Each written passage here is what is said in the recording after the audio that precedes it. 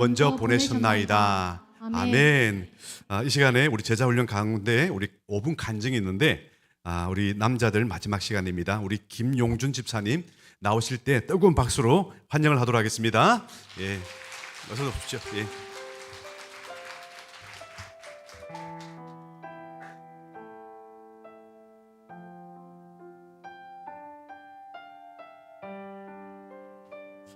안녕하십니까, 김용준 집사입니다. 하여튼 이 자리를 만들어주신 하나님 아버지께 감사드립니다.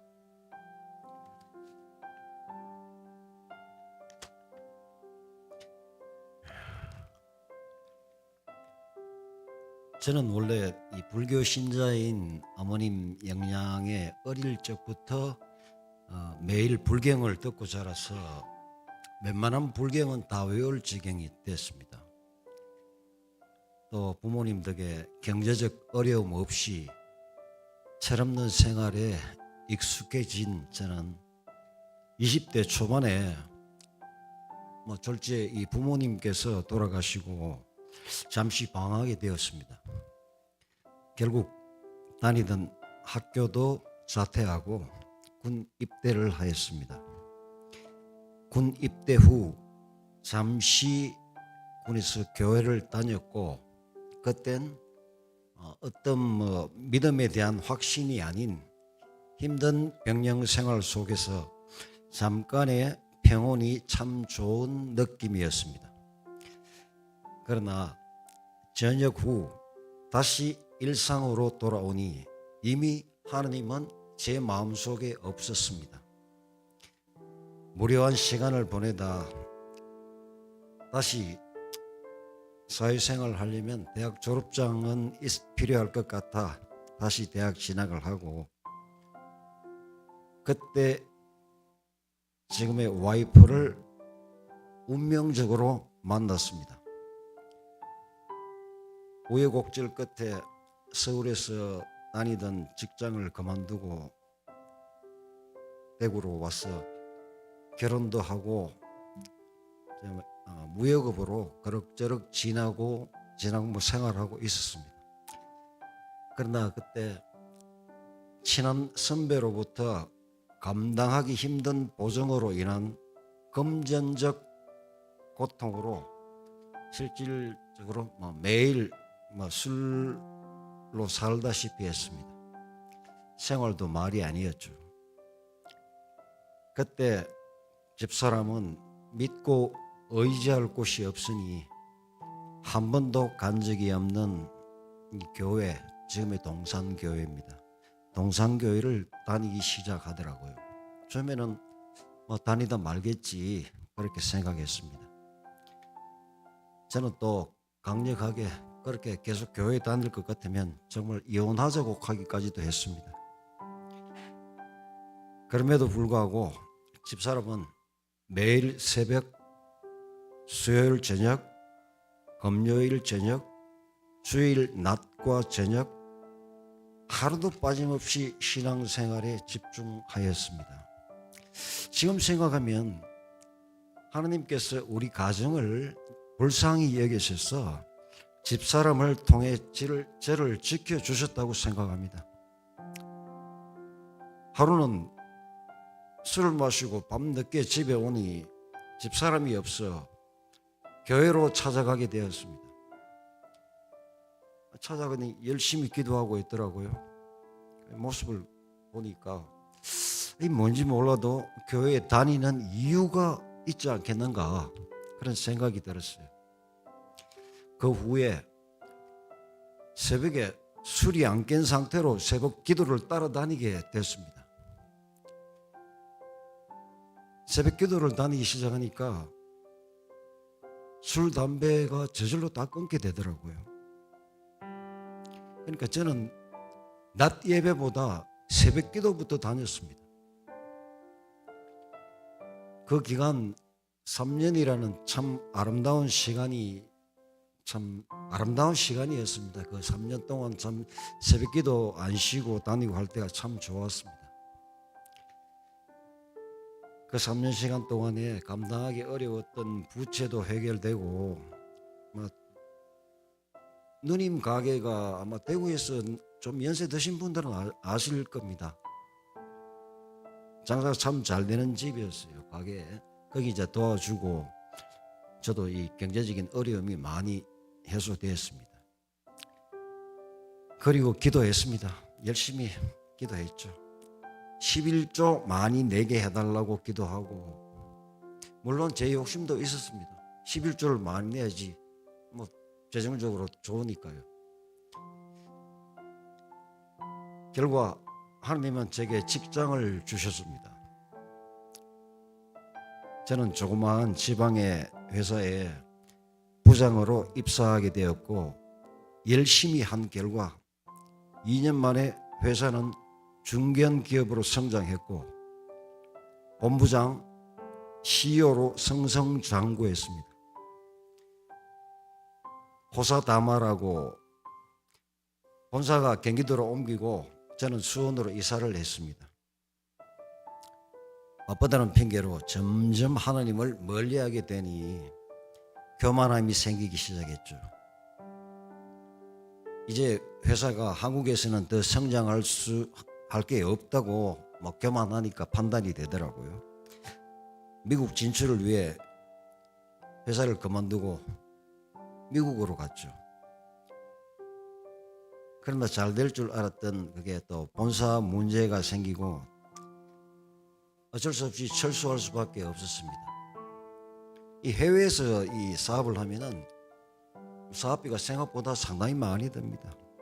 그 피해액은 실질적으로 수백억에 이르렀죠. 다시 방탕한 생활을 시작했습니다. 세상을 원망하고 또다시 술에 취한 생활을 했습니다. 그런 저를 또다시 집사람은 묵묵히 기도로 저를 지켜주었습니다. 그때 늦게 학교 들어가 만난 집사람은 하나님이 저를 불쌍히 여기서 돕는 천사를 주신 것이라는 생각이 들었지요. 이것이 아까 제가 말씀드린 운명적인 만남이라는 것입니다. 하나님께 감사드립니다. 늦게나마 끝없이 저를 믿음으로 지켜준 집사람 동규 지환이에게 고맙다는 말 전합니다. 이제야 하나님을 멀리하면 하나님은 끊임없이 저를 연단시키고 그것을 일찍 깨닫지 못한 저는 또 연단당한다는 것을 깨닫게 되었습니다. 정말 공짜가 없는 하나님입니다. 나에게 임박힌 나쁜 습관을 버리지 않으면 하나님은 절대 복을 주지 않는다는 것을 깨닫게 되었습니다. 합력하여 선을 이루는 동산교회 안에서 선한 믿음을 가진 우리 성도님들과 성도님들의 교제와 헌신이 이루어지면 사랑의 하나님께서 반드시 선한 열매를 주실 것입니다. 끝으로 좋은 교회에서 좋은 목사님 밑에서 좋은 성도님들과 기쁘게 교제할 수 있게 해주신 하나님께 감사드리고, 어릴 때부터 이런 말은 듣고 자랐죠. 하늘은 스스로 돕는 자를 돕는다고 했습니다. 사실 그 뜻을 잘 몰랐습니다. 자기에게는 강해야 합니다. 한번 하나님께 순종하기로 했으면 반드시 지키는 게 그게 스스로 돕는다는 사실을 이제야 깨달았습니다. 성도 여러분, 순종이 제사보다 낫다고 했습니다. 순종이야말로 하나님께 영광 돌리는 것이라 생각합니다. 모든 것을 용서하고 용서받는 아름다운 동산교회가 되기를 예수님 이름으로 뉘우치는 마음, 감사한 마음으로 간증합니다. 감사합니다.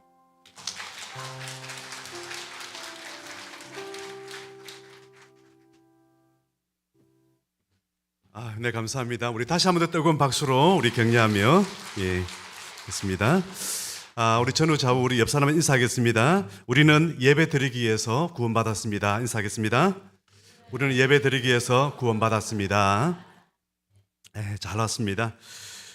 우리가 인생이 오늘 간증 가운데 있지만은요, 살다 보면 답답할 때가 있습니다. 여러분 왜 인생이 답답한지 아세요?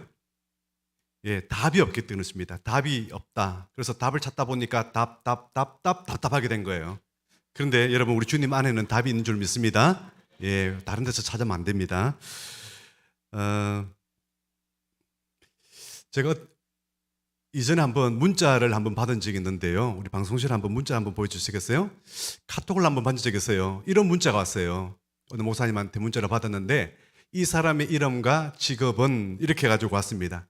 제가 또 집요하잖아요. 저걸 풀어보겠다고. 야, 이거 무슨 모수부호인가? 이게 뭐지? 야, 이게 666 할 때 쓰는 그런 용어인가? 하면서 ABCD를 조합시켜 보기도 하고 막 하다 보니까 도무지 답을 못 찾겠습니다. 여러분 혹시 찾을 수 있겠어요? 혜인이 한번 예봐. 이게 뭐지 이게? 이 사람 이름이 뭘까? 007도 아니고 337로 끝나는데 모르겠지, 그지? 직업도 모르겠죠, 그죠? 그래서 답을 결국 못 찾아가지고 답을 이렇게 보냈습니다. 다음 가르쳐 주세요. 그러니까 답이 왔어요. 뒤집어 보세요. 되어 있는 거예요. 다음 그림. 영어로 읽어보면 어떻게 됩니까? 리, 소, 히, 쉬, 셀즈, 에거스. 이름이 뭐예요? 그러면은 이소희. 그녀는 뭐 하는 사람입니까? 계란 판매하는 사람이죠, 그죠? 이 정도 보여준도 모르면 뭐 줄 수 없습니다. 3박 4일간 생각해 보시고. 이게 뭐예요, 지금? 뒤집어 보면은 답이 보인다는 거예요. 그냥 볼 때는 답답하고 도대체 이게 뭐야? 무슨 이렇게 나를 시험하는 거야? 막 그러는데 간단해요. 뒤집어 보니까 답이 보이는 거구나. 관점을 바꾸면 답이 보이는 경우가 참 많이 있습니다. 우리가 내 관점으로 세상을 다 쳐다보니까 사실 답이 안 보이지, 관점만 바꾸고 나면은 인생의 답이 참 보일 때가 많이 있는데요. 오늘 그 말씀을 함께 나누고자 합니다. 오늘 요셉의 관점을 한번 보십시오. 요셉의 관점에서는 도무지 이해가 안 되는 내용들 아닙니까?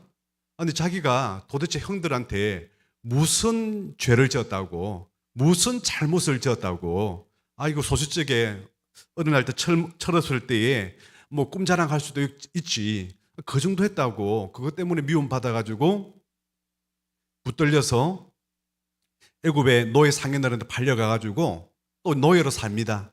노예로 사는데 또 어떻게 됩니까? 그 가운데 형들은 아버지한테 가가지고, 아버지, 요셉이 짐승에 잡혀 먹었어요. 그래서 옷만 이렇게 남았습니다. 평생에 부모의 가슴에 몫을 받고, 자기는 또 노예로 끌려오고, 노예로 끌려와서 어떻게 됩니까? 보디발의 처가 집요하게 유혹하잖아요, 그죠? 그때 왜 이랬습니까? 사모님, 왜 이러세요? 저는 코람데오입니다. 사모님, 저리 가세요. 이러다가 억울하게 또 누명을 써가지고 강간범으로 또 감옥에 들어가 있습니다. 그 당시 강간범은 다 죽어야 되는 거예요. 주인의 겁탈을 하면 이건 죽는 거죠. 그러니까 죄가 없는 걸 알면서도, 그러나 그 명예를 위해서, 그 주인들의 명예를 위해서 감옥에 넣은 겁니다. 감옥 안에서 얼마나 억울하게 죽어갑니까? 이러다가 인생 끝나는 거구나, 이렇게 생각할 수도 있죠. 그럼에도 불구하고 결국은 하나님 때가 되니까 그를 풀어 나와서 애굽의 총리가 되었고, 그렇게 이제 형제들을 다시 만나게 되는 상황들이 오늘 본문의 메시지인데요. 여러분, 요셉의 그 살아가는 그 가운데 종으로 팔려가서 또 노예로 살면서 또 감옥에 있으면서, 여러분 자기 인생 해석이 됩니까? 무슨 인생이 이래? 왜 이렇게 답답하지? 내 인생은 왜 이렇게 꼬이지? 그래도 어릴 때는 정말 아버지 밑에서 정말 때때 옷을 입으면서 잘 먹고 잘 살았고 사랑받고 살았는데, 이건 뭐야? 얼마나 인생이 억울하고 원망스럽고 미워하게 되고 뭐 그러겠습니까? 인생에 답이 없습니다. 답답하는 것이죠. 용서가 안 되는 것이죠. 정말 그 요셉이 총리가 되고 나서 제일 먼저 막 저라면은 제일 먼저 하고 싶은 일이 뭐냐면은 저 여자를 당장 데려오너라, 주리를 털라 이러면서 좀 억울함을 좀 이렇게 씻었으면 좋겠습니다만은 그 원수 갚는 것도 하지 않습니다. 그렇죠. 요셉의 인생은요, 자신의 관점에서 볼 때는 도무지 답이 없는, 답이 보이지 않는 인생입니다. 절대 불가능입니다. 그러나 하나님의 관점으로 보았을 때 오늘 분명히 그렇게 고백한 것처럼 선명하게 답이 보이는 것입니다. 나를 애굽으로 먼저 보내시는 분은 하나님이신데 하나님을 대신해서 형들이 나를 애굽으로 보내셨다. 그리고 우리 가족과 이스라엘을 하나님께서 총리가 되게 해서 이렇게 민족을 구원하고 이렇게 우리 가족을 구원하게 하셨다. 그래서 지금 뭐 보디발 아내라든지 혹은 또 형들은 하나님께서 잠시 그들의 어떤 행위를 통해서 하나님께서 사용하셨다. 이런 관점의 해석이 되는 겁니다. 그래서 하나님의 관점에서 보면요, 이 모든 것이 다 풀려가는 게 바로 우리들의 인생들이다. 이렇게 오늘 우리에게 말씀하고 있습니다. 시간이 지난다고 저절로 인생이 해석되는 건 아닙니다. 많은 사람들은 시간 지나고 나면은 다 뭐 알게 될 거야. 아니요. 우리는 몰라요. 오직 하나님의 관점에 보았을 때만이 해석되는 것이 우리 인생이다. 오늘 이렇게 말씀하고 있죠. 믿음 좋다는 게 뭐예요? 얼마만큼이나 나는 하나님의 관점으로 내 인생을 해석할 수 있느냐. 이게 믿음 좋다는 거예요. 다른 데서 믿음 좋다는 것을 찾는 것이 아닙니다. 하나님의 관점으로 내가 내 인생을 바라볼 수 있느냐, 그리고 해석할 수 있느냐. 또 다른 사람들의 인생도 마찬가지예요. 그냥 세상적인 관점이 아니라 하나님의 관점에서 봤을 때에 어떻게 저 자녀들의 인생, 우리 옆에 있는 우리 집사님들의 인생 어떻게 해석되느냐, 그 볼 수 있는 능력이 바로 신앙의 능력이고 믿음의 능력이다. 이렇게 말씀하고 있어요. 그럼 출애굽기 14장에는요, 모세가 홍해 앞에 지금 서 있습니다. 이스라엘 백성들은 지금 항의하고 난리가 났습니다. 우리를 죽이려고 왜 이렇게 홍해 시푸른 바닷길로 지금 우리를 인도해가지고 우리를 지금 죽이려 그러냐. 또 뒤에는 지금 애국 군대들이 지금 잡으러 오고 있습니다. 정말 진퇴양난의 시기죠. 이 상황에서 모세는 지금 알 길이 없습니다. 정말 답답한 것이죠. 앞으로 가자니 시푸른 바다고 뒤에는 지금 애굽이 지금 쳐들어오고 있고, 그럼 어떻게 해야 됩니까? 하나님께서 가자는 대로 왔긴 왔는데 이거 어떻게 해야 됩니까? 여러분 출애굽기 13장에 보면 나오잖아요. 해설이 나옵니다. 어떻게 해석했냐면은 하나님께서 그냥 지름길인 가나안 땅으로 바로 가는 그 땅으로 가지 아니하고 이렇게 돌아서 완전하게 꽉 막힌 곳으로 인도한 이유를 바로 지금 그들에게 나가면은 그들과 전쟁했을 때에 틀림없이 그들은 이렇게 말할 것이다. 다시 애굽으로 돌아가자. 도무지 이것은 우리 전쟁하고 못 살겠다. 다시 돌아가자고 할 것이다. 그러므로 막다른 골목으로 하나님께서 인도하셨다. 이렇게 말씀하고 있는 거예요. 자유주의 신학자들은 이 홍해 바다를 홍해가 무슨 홍해 바다냐, 그냥 갈대 섭지지, 그래 이렇게 해석하는 사람도 있습니다. 이 얘기를 다 듣고 나서 어린아이가 손을 들었죠. 그러고 보니까요, 목사님 정말 대단한 해석입니다. 그러고 보니까 이게 더 큰 기적인 것 같습니다. 그게 무슨 기적이야? 한번 보세요. 따라왔던 애국 군대들이요, 다 물에 빠져 죽었다 그러잖아요. 그 넙지에 조그마한 그 무릎까지 오르는 그 물에 다 빠져 죽는다는 게 그게 말이 됩니까? 그러니까 기적이지요. 여러분, 하나님의 말씀은 1.1핵도 틀림없는 사실인 줄 믿습니다. 지금 고고학적으로 지금 다 모든 것이 다 발견되었고 애굽의 수레들과 모든 것이 다 이렇게 발견되었습니다. 하나님께서 우리 인생의 문제도 마찬가지입니다. 답답하지만요, 하나님께서 홍해 길만 열어주시면 되는 줄 믿습니다. 그래서 답은요, 하나님께서 가지고 계시다는 거예요. 관점을 바꿔야 됩니다. 여러분 식상하지만은 물이 반이 남아 있으면요, 부정적인 관점에서는 물이 반밖에 안 남았다.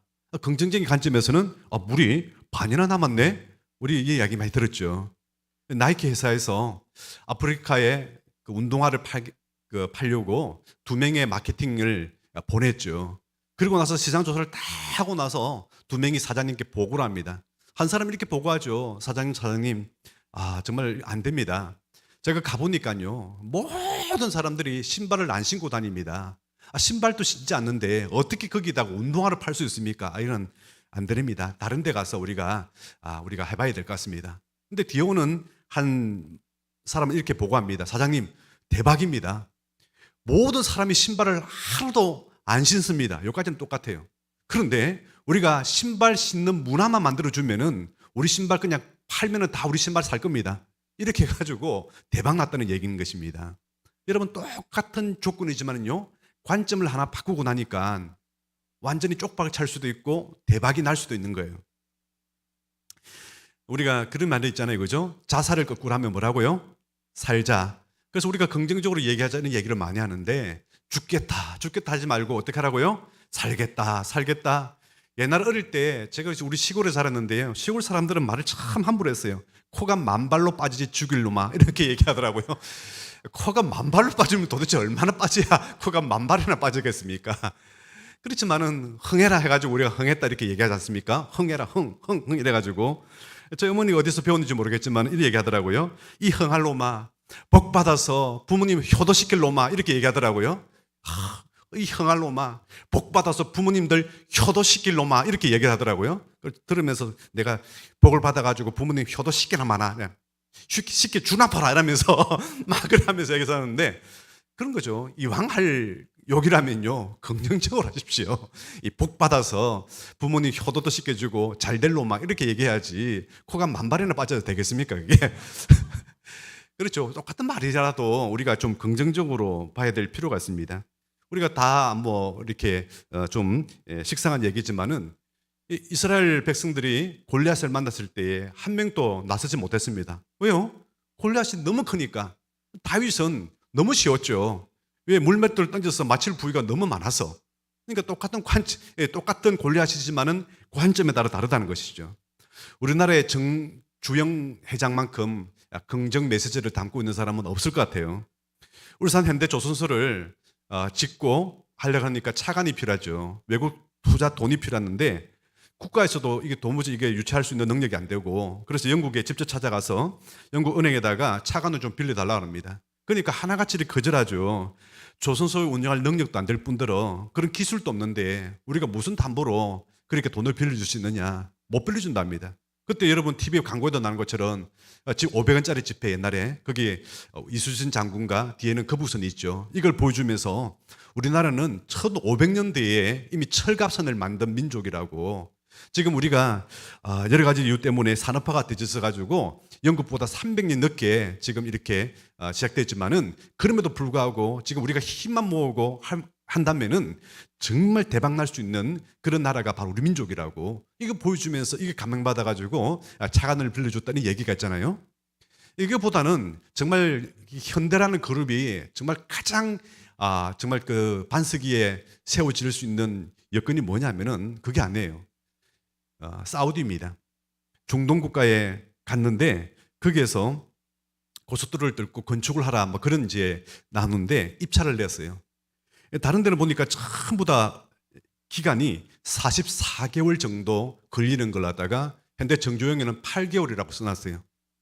그러니까 말이 안 되죠. 44개월 걸려야 되는 완공할 수 있는 걸 8개월 만에 할 수 있다는 거. 거기다가 그 도구 금액도 절반으로 해가지고 냈습니다. 그러니까 당연히 가장 빨리 이룩하고 가장 적게 이렇게 써낸 데다가 낙찰되는 것이죠. 그런데 정부에서 난리가 난 거예요. 이게 국가 망신이다. 이게 가는 길 하는 얘기냐. 아니 다른 나라 선진국들이 44개월 만에 짓는 걸 우리나라가 무슨 수로 8개월 만에 짓고, 그리고 이 자금이라든지 이 돈들을 어떻게 우리가 이게 할 수 있느냐, 이게 어떻게 이렇게 할 수 있느냐, 이 돈으로.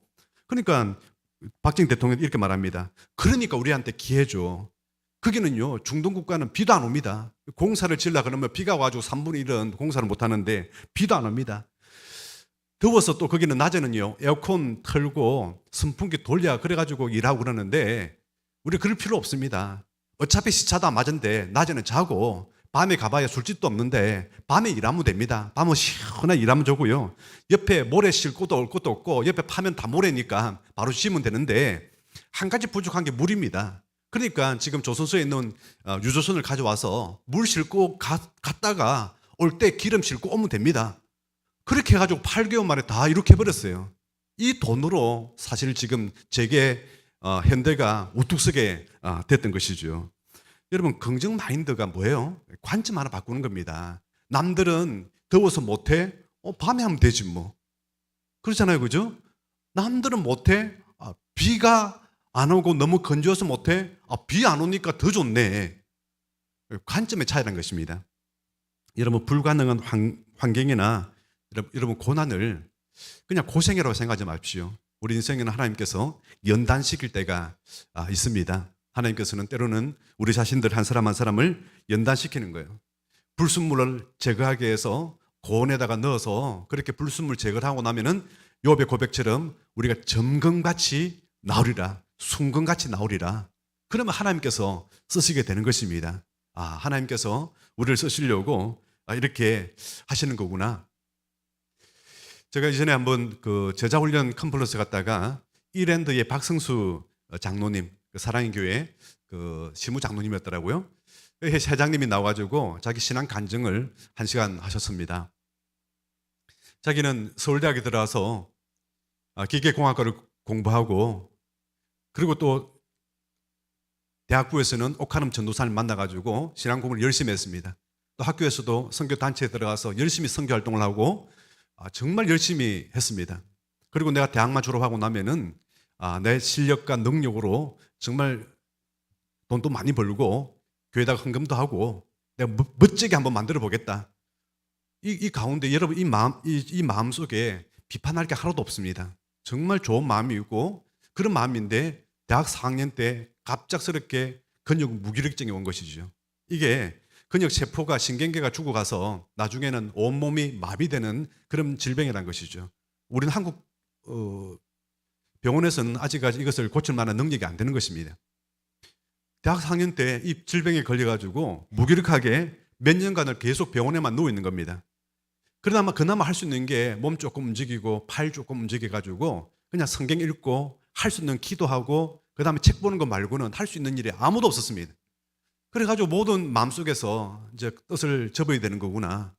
내가 꿈도 펼쳐야 되고 졸업하고 나면 꿈을 펼쳐야 되고 내가 이 일도 하고 싶고 저 일도 하고 싶고 그렇게 많았는데 내가 병실에서 이러다가 죽는 거구나 이렇게 생각하면서 그럼에도 기도하면서 계속해서 격려와 서적을 읽어봤습니다. 어떻게 하면은 경영 경제를 하나님의 관점에서 한번 기업을 한번 이렇게 해서 한번 잘 해볼까. 정말 그렇게 나쁜 그런 기업이 아니라 정말 하나님의 관점에서 세우는 기업으로 한번 잘해보자. 그런 마음으로 혹시 하나님께서 나에게 건강을 회복시켜 준다면은 나 이런 마음으로 해야 되겠다. 그래가지고 성경을 읽고 책을 읽었는데 무려 3,000여 권을 거기서 읽었다는 거예요. 그러고 나니까 갑작스럽게 몸이 회복이 되더란 것입니다. 그리고 몸이 회복돼가지고 자본금 500만 원 가지고 이하이대 앞에 조그마한 가게를 하나 열었습니다. 그냥 옷가게예요.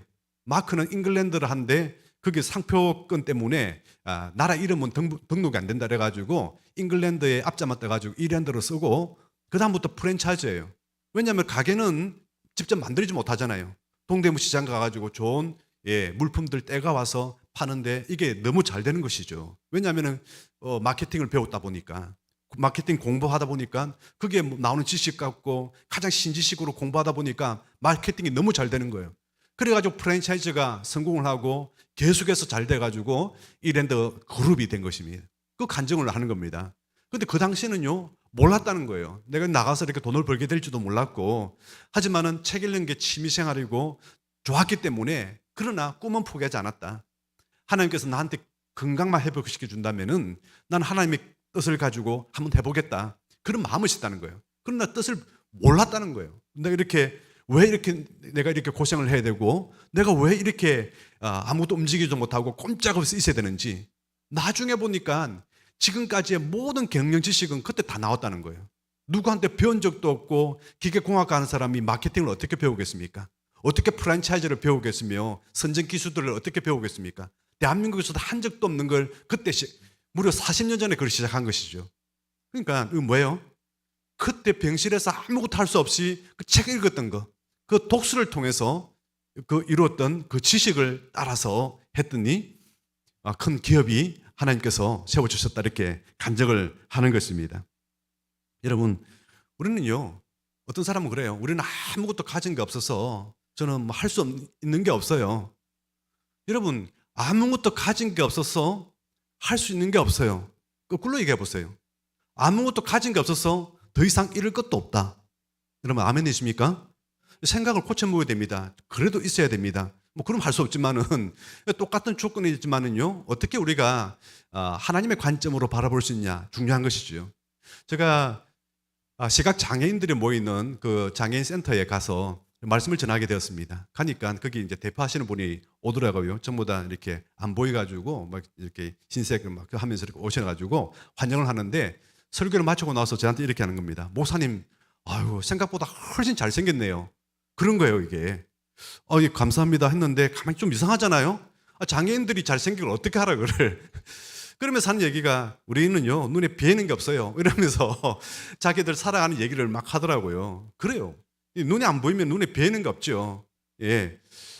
그럼 우리가 없다고 해서 거기서 꼭 단점은 아니다. 없으면 잃을 것도 없다. 그 마음으로 그냥 사는 거예요 그냥.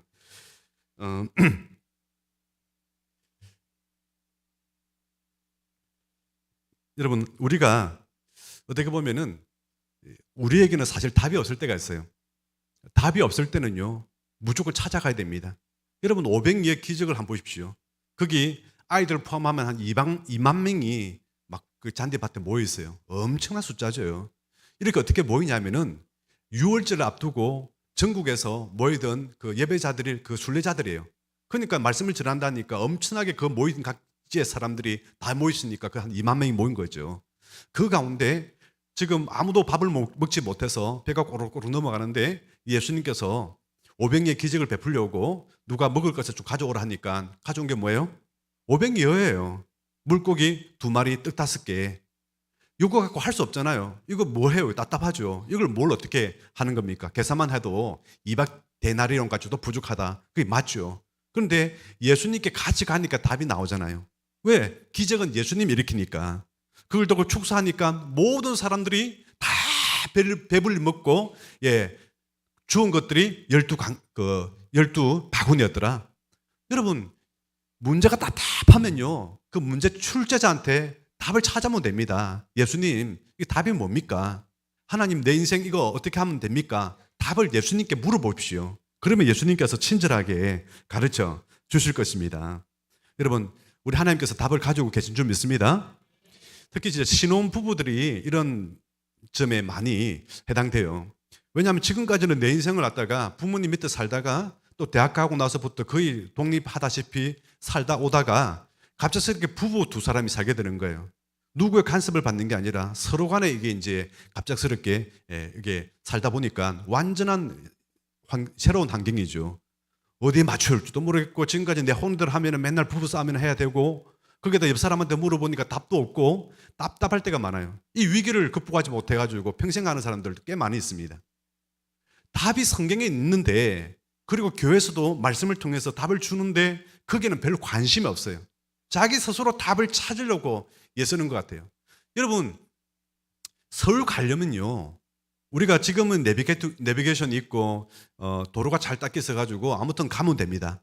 그런데 조선시대 때에, 아니 그 이전에 길도 없는 세상이라 생각하십시오. 이 대구에서 서울에 가려면 어떻게 가야 됩니까?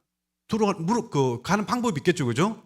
물어서 가는 방법이 있죠. 물어서 가는 방법. 아니면 뭐 대동여지도라든지 이런 걸 통해서 뭔가 길이라도 보인다면 그 길 보면서 가면 되겠죠. 근데 가장 답답한 게 뭐냐면은 그냥 지 마음대로 가는 거예요. 지 마음대로.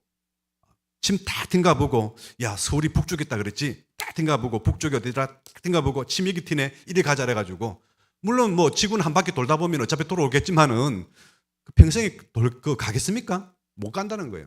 많은 사람들이요 자기 생각으로 인생을 살기 때문에 답이 안 보이는 겁니다. 특히 신혼부부가 답이 없는 경우가 자기 생각으로 살아서 그래요.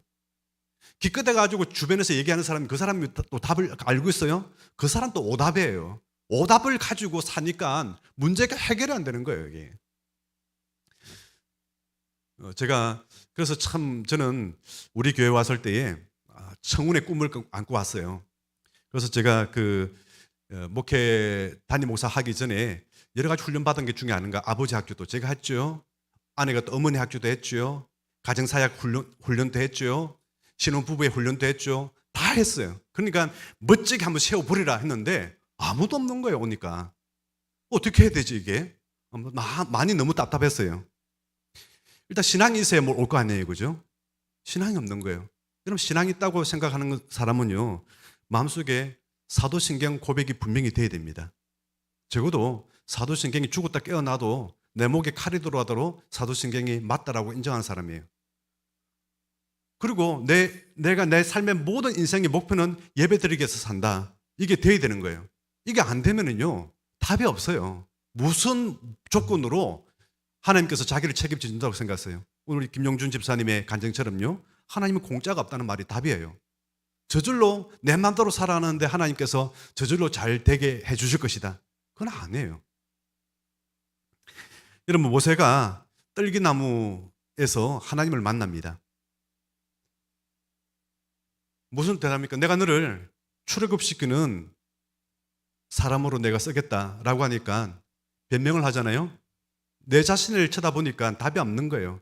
저는 애굽 말도 다 잊어버렸고 히브리 말도 다 잊어버렸습니다. 지금 미디안에서 살다 보니까 미디안 말만 쓰고 있는데 무려 40년이나 지나가지고 해가 뻣뻣하고 그래서 저는 말도 못합니다.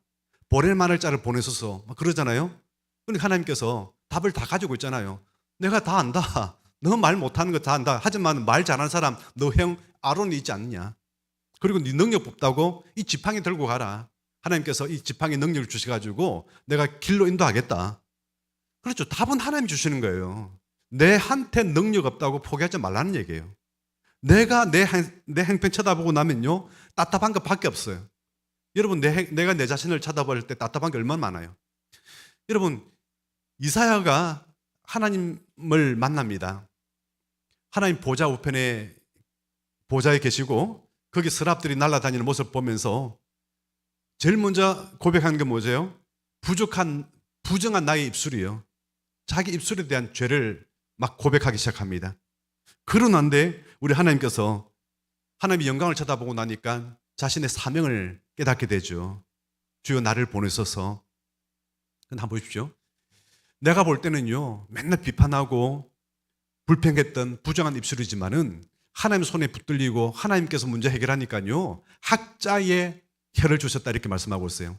이사야서는요 학자의 혀를 주셔가지고 공부한 자에게 내가 무슨 말을 도울 것인가 그렇게 되는 사람이 됐다는 거예요. 그전에는 막 불편한 사람이 있으면 같이 불편하고 같이 비판하고 그랬었는데 하나님의 말씀으로 어떻게 도울까 이 학자의 혀를 주셔가지고 그렇게 했다 이렇게 말씀을 하고 있는 것입니다. 여러분 우리 인생의 답이 나한테 없어요. 자꾸 나한테 찾으려고 하지 마십시오. 하나님한테 있는 것입니다. 그리고 관점을 바꾸면 되는 것입니다. 프랑스의 가장 큰 보물은요 러브르 박물관에 있는 밀레의 만종입니다. 밀레의 만종 가격이 불가능입니다. 100년 전에 미국에서 한번 팔렸다가 프랑스에 수치다해서 그래서 이제 그 당시 돈 80만 프랑으로 이제 미국에서 다시 사서 박물관에 이렇게 기증을 하게 됐습니다. 그러니까 그 이후로부터는 한 번도 거래가 안 됐기 때문에 이 가격이 이거는 이제 불가능이죠. 이 정도 되면 방송국에서 방송실에서 틀만을 또 한대 그죠? 꼭 지시를 해야만 트는 거군요. 밀레가 만종을 이렇게 그림을 그렸습니다. 그림을 그렸는데 그 당시에 너무 가난했습니다. 너무 가난해가지고 정말 물감을 살고 팔레트를 사고 뭐 이렇게 살만한 형편도 안 됐습니다. 근데 이 그림을요 보십시오. 목가지기고 뒤에는 겨도 보이고 참 평화로워 보이고 아름다워 보이죠. 그런데 원본은 읽지 않았습니다. 밀레가 처음 그릴 때는요 저기 밑에 감자를 다 추수하고 나서 감자 바구니 담고 거기에 감사 기도에 드리는 장면이지만은 사실은 원래 그림은 저 그림이 아니라 감자 바구니 대신에 굶어 죽은 자기의 아이의 시신이 저기 있었습니다. 아이를 헝겊에 싸서 두고 묻기 전에 기도하는 장면이에요. 이걸 이제 팔아야 되는데 자기 친구가 친구 그 밀레가 안타까워가지고 너무 가난하니까 내가 1,000파랑 주고 내가 살게. 나한테 팔라. 그 대신에 수정 좀 해라. 무슨 수정? 이 아이를 이렇게 낳으니까 너무 슬프다. 아이 대신에 그 위에다가 덧칠해서 그냥 감자 바구니라든지 그런 걸 좀 그려달라. 그래가지고 밀리가 그 위에다가 덧칠해가지고 감자 바구니를 지금 담아가지고 저렇게 한 거예요. 여러분 보십시오. 아이가 있는 그래가 이게 썰로 남아가지고 진짜 맞느냐 해가지고 그래서 이제 엑스레이 촬영을 실제로 해봤습니다. 하니까 덧칠한 게 맞고 그 안에 그림이 바로 아이의 시체였다. 밝혀진 거예요, 여기는. 여러분 조금 바뀐 거예요. 밀레의 만종인데 처음에는 자기 아이가 도무지 먹을 게 없어가지고 영양실조로 우리나라 치면 보릿고기죠. 감자가 익어야만이 그 감자라도 기해서 먹여가지고 애를 살릴 텐데 그 기간을 못 버티고 결국 아이가 죽어서 그렇게 땅을 묻기 전에 저렇게 기도하는 장면인데 그 아이 대신에 감자 하나만 바꾼 거예요. 조금만 하나 관점 바꾸니까요. 세계에서 가장 비싼 그림이 되는 겁니다. 여러분 마찬가지예요. 우리도 많은 것을 다 고친다는 것이 아니라 때로는요. 관점 하나만 바꾸고 조금만 생각만 달리해도요. 답이 보이고 문제가 슬슬 해결될 수가 있습니다. 사업도 마찬가지입니다. 공부하는 것도 마찬가지입니다. 한 가지 잘못된 습관 조금만 고치더라도요. 그게 해결이 될 수가 있다는 겁니다. 여러분 우리 관점을 바꾸시기 바랍니다. 하나님의 관점으로 바꾸시길 주에는 축원합니다. 아브라함과 조카 롯이 너무 먹을 게 많아지고 그 양들이 많아지고 그러니까 도무지 목초지가 부족하니까 우리 서로 이제 갈라지자. 그러니까 조카 보고 먼저 제시를 하죠. 네가 먼저 선택하라. 조카 롯이 쳐다보니까 자신의 관점에 쳐다보니까 와 저기 소돔과 고모라 땅, 와 에덴 동산에 그런 땅이네. 그리고 저기는 대도시다. 그 사람이 대도시에서 살아야지. 그쪽으로 선택합니다. 삼촌, 저는 소돔과 고모라 땅 저쪽으로 갈게요. 그리고 갔습니다. 결국 망했지 않습니까? 그런데 반면에 아브라함은요 바라본 땅이 뭐예요? 가나안 땅이었어요. 하나님께서 뭐라고 말했습니까? 네가 네 선곳에서 동서남북 땅을 쳐다봐라. 네 모든 보이는 땅을 내가 너에게 그리고 너 후손들에게 다 주마. 여러분 믿음의 눈으로 바라보시기 바랍니다. 내 눈에 아무것도 잡히는 거 없다 할지라도 믿음의 눈으로 바라보시기 바랍니다. 지금 아무것도 얻는 거 없고 응답받은 거 없고 아무것도 눈에 보이는 거 없더라도 하나님께서 주신 마음은요 이미 우리에게 받은 것입니다. 그 믿음의 눈, 그 비전으로 하나님의 관점으로 여러분 살아서 승리하는 저와 여러분 되기를 주는 축원합니다. 우리 함께 찬양했으면 좋겠습니다. 이 눈에 아무 증거 배지 않아도 믿음만을 가지고 늘 가르며 이 귀에 아무 소리 들리지 않아도 하나님의 약속 위에 서리라. 우리 다 같이 일어나서 함께 찬양하겠습니다. 이 눈에 아무 증거 아니 되어도 믿음만을 가지고서 늘 걸으며 이 귀에 아무 소리 아니 들려도 하나님의 약속 위에 서리라. 걸어가세 믿음 위에 서서 나가세 의심 버리고 걸어가세 믿음 위에 서서 눈과 귀에 아무 증거 없어도 이 눈이 보기에는 어떠하는지 이미 얻은 증거대로 늘 믿으며 이 맘에 의심 없이 살아갈 때에 우리 소원 주 안에서 이루리. 걸어가세 믿음 위에 서서 나가세 의심 버리고 걸어가세 믿음 위에 서서 눈과 귀에 아무 증거 없어도 주님의 거룩함을 두고 맹세한 주 하나님 아버지는 참 기쁘다. 그 귀한 모든 약속 믿는 자에게 능치 못할 무슨 일이 있을까. 걸어가세 믿음 위에 서서 나가세 의심 버리고 걸어가세 믿음 위에 서서 눈과 귀에 아무 증거 살아계신 아버지